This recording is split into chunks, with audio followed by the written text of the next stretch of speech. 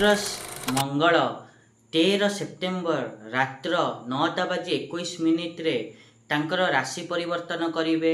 ଶତ୍ରୁ ରାଶିକୁ ଛାଡ଼ି ସମ ରାଶିରେ ପ୍ରବେଶ କରିବେ, ଯାହାକି ତାଙ୍କର ଏହି ଗୋଚର 13 ସେପ୍ଟେମ୍ବରରୁ ନେଇକି 27 ଅକ୍ଟୋବର ଯାଏଁ ଚାଲିବ। ତ ମଙ୍ଗଳଙ୍କର ଏହି ଗୋଚର ମେଷ ରାଶିର ସମସ୍ତ ବ୍ୟକ୍ତିମାନଙ୍କ ପାଇଁ କିଭଳି ରହିବ ସେହି ବିଷୟରେ ଆଜି ଆମେ ଏହି ଭିଡ଼ିଓରେ ଆଲୋଚନା କରିବା। नमस्कार, मु सुभाषिष पुनः स्वागत करुच्ची मो यूट्यूब चैनल को। मंगलंकर गोचर मेष राशि व्यक्ति मान किभली रहिबो से विषय तो डिटेल्स आलोचना करिबा। ता पूर्व सबन भली गोटे रिक्वेस्ट करिया को चाहिए कि जो मैंने भी एजाएं चैनल को सब्सक्राइब करना सब्सक्राइब करंतु आ पाख थिबा बेल आइकन को मध्य प्रेस करंतु, जाद्वारा कि मु आगु जहाँ भी किसी वीडियो देबी ता नोटिफिकेशन आपण मान को ठीक समय मिल जिवो। ता सहित यूट्यूब एवं गोटे नुआ जिनस लॉन्च करछि हाइप बोली। जदि मो वीडियो भल लागुछि ताहले निहाती रूपे वीडियो रे हाइप भी दे परिबे। ता सहित मो चैनल रे जॉइन हे कि आपण माने किछि बेनिफिट मध्य पाई परिबे।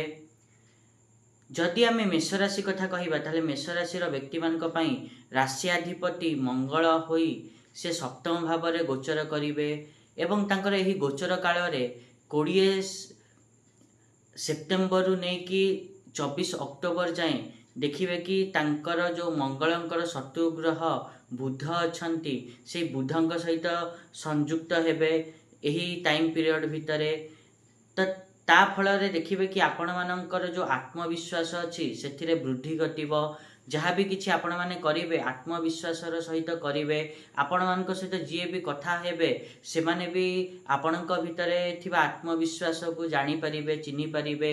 ता सहित आपण मानक निर्णय एही गोचर काल रे ठीक रहिबो एवं जल्दी करि परिबे एवं बुद्धिमतार सहित साहसर सहित नहीं परिबे निर्णय, जहार कि परिणाम शुभंकर मध्य हबो।